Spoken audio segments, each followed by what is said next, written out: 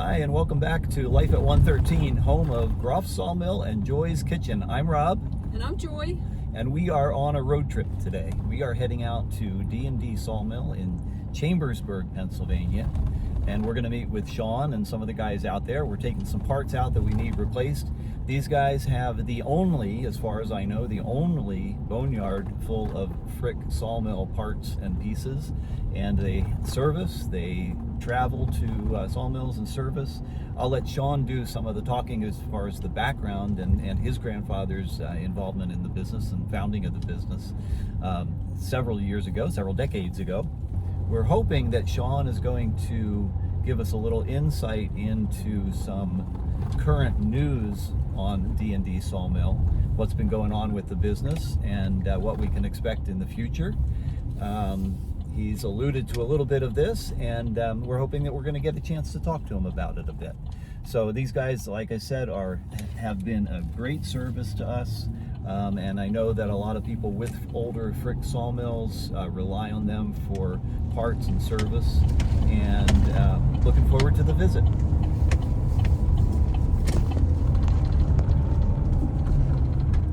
This is the start of the salvage yard here, so you can see that this is just a boneyard of sawmill parts, and I would say probably all of it is Frick, or most of it is Frick, but these guys have been servicing Frick sawmills since Shawn's grandfather worked for Frick, and so if you need a part, this is the place to go. And I see several parts that we're here looking for. We're looking for some rack and pinion replacements if they have our vintage, and that's what Shawn's going to be helping us with a little bit. There are carriage parts and pieces here. You can see the wheel sets, different sizes, different shapes, lots of different pulleys and hand set parts and pieces, lots of parts and pieces for the head blocks. You can see some carriage ways here, some tracks. They've gone to all steel anymore, but they were all wood, and our vintage, of course, would have been wood. Ours has been replaced. These are carriages for much larger sawmills than what we have. And you can see a lot of the steel, these would be steel husks. But you can see they've got the pulleys, they've got the gear sets, they've got hand sets, they've got carriage equipment. Here's a full carriage. I don't see any part numbers on that, with an old hand set on it.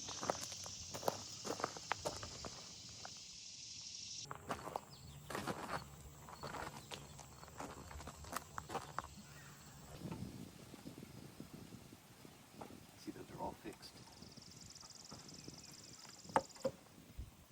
So this may be the part that we're looking for, this rack on this head block. I'm not sure if this is a newer one or an older one. The number on this rack is 711C, so it's 3 digits, maybe the same vintage. Looks like it might be a little bit bigger head block than what we have. I just can't tell. Shawn will have to tell us. But this has the sliding mechanism here. You can see if that bolt's a little bit loose and these are greased up, that when you engage that top dog, it's going to pull this whole rack up and pull that bottom dog into the log or into the board. So this may be what we came here for. So this is the boneyard, and a guy could get in trouble in here, right? That's why I bring Joy along, because I would go through and pick out one piece at a time and build myself another sawmill.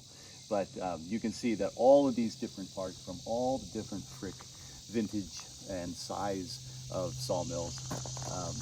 This is pretty cool. Now, the last time we were here, this was just a big field, grass growing through everything, very not disorganized, but a different organization system. It's much more consolidated now.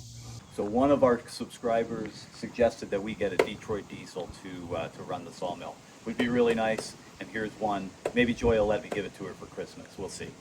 All right, so this is Shawn, and we already talked about Shawn and his grandpa. So I just wanted you to give a little bit of history of D&D and with Pappy, right? Pappy was his name, right? So the first time that Joy and I came here, Pappy was running around on his golf cart. Had a lot of stories, including the story of you when you were young and the chores that he had you doing, like sorting out nuts and bolts and things. So I'd love to hear a little bit about Pappy's background and then how you got into the business. Well, Pap's early career was in automotive, and he was a frame straightener in automotive industry. Didn't even know there was such a thing. Yeah, he straightened. That's what he called it. He did a lot of straightening, auto body work, and straightening frames on cars. And then he met through one of his jobs. He met one of the executives of Frick Forest that he used to work on his car, and he would take. He ended up hiring Pap away from. I think it was called VT Angles in Chambersburg. It was the dealership. He hired him away. So Frick Forest was in Waynesboro, Pennsylvania, right? So how far from here was that? I want to say I don't know exactly, 15 miles. Okay.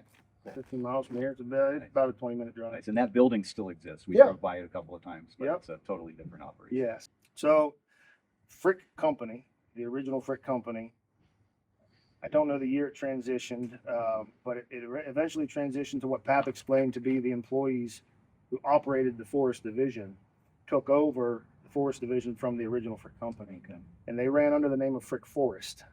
So it went from Frick Company, Frick Co, like you'll see on the old sawmill tags, to Frick Forest. And then that's who Pap worked for. Pap actually never worked for the original.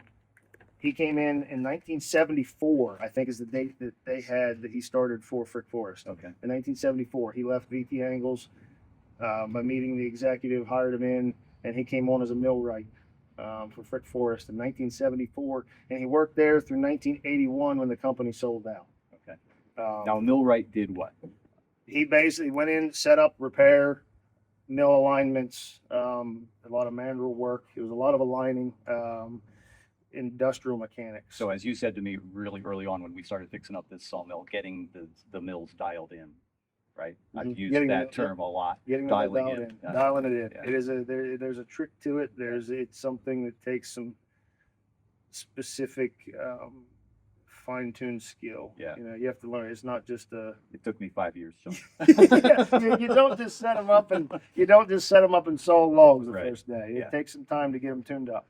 Yep. Okay, so he worked for Frick Forest, Mm-hmm. and then Frick Forest. Frick Forest closed their doors in '81, and there was a period of time where the product line, the original product line, just kind of sat dormant, no owner, and after they closed their doors, that's when Pap started manufacturing his aftermarket parts. Okay. And doing a lot of remanufacturing of parts. That's where his parts business really started to take off. So in 1979, this was actually a car salvage yard. He started this as a car salvage yard. So everything down below was full of cars. So he transitioned from car salvage to sawmill salvage in the area of 1979 is when he started to buy sawmills into this property.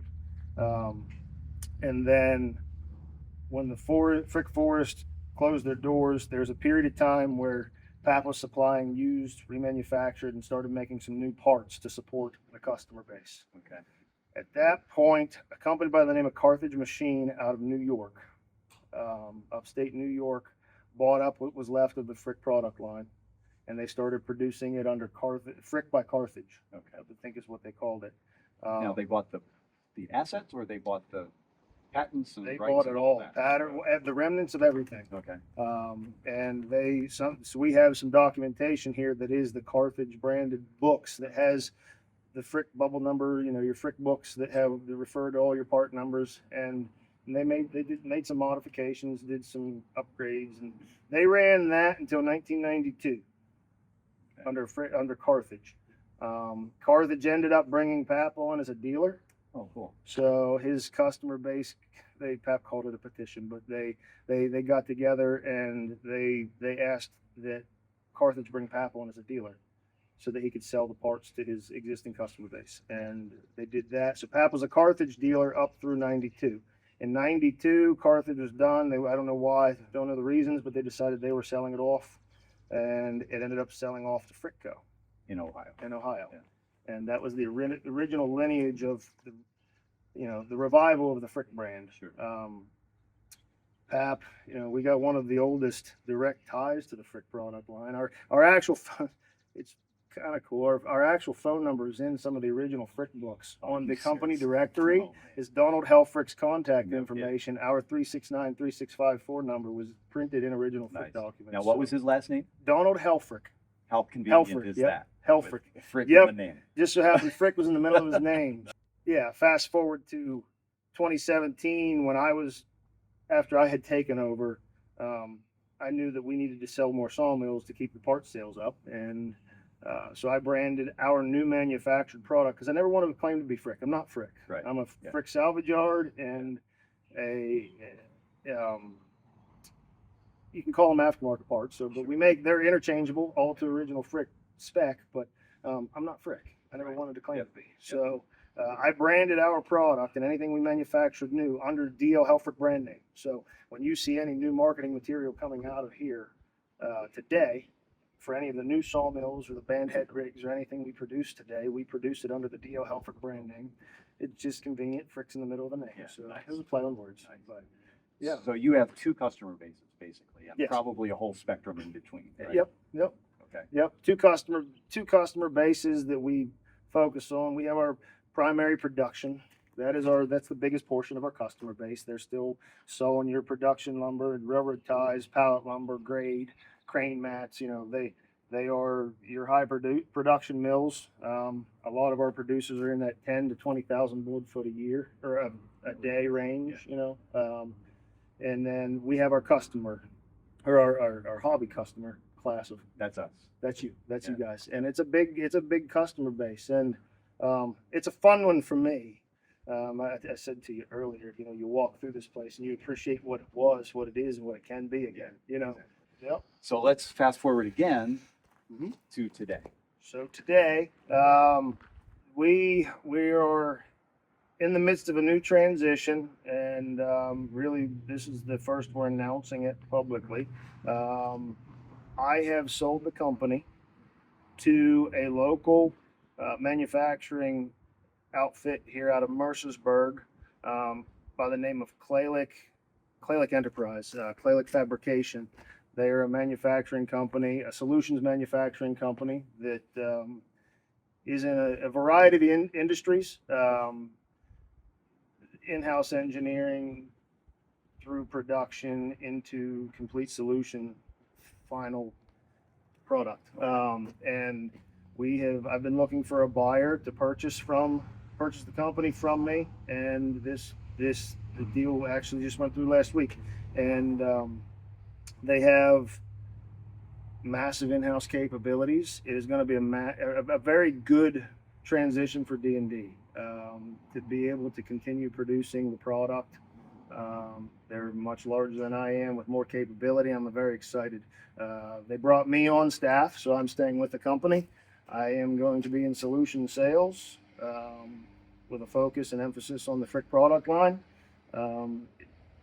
If all goes as planned, it's going to allow me to focus on you guys more, the customer relations and product development, and keeping this entire business model alive.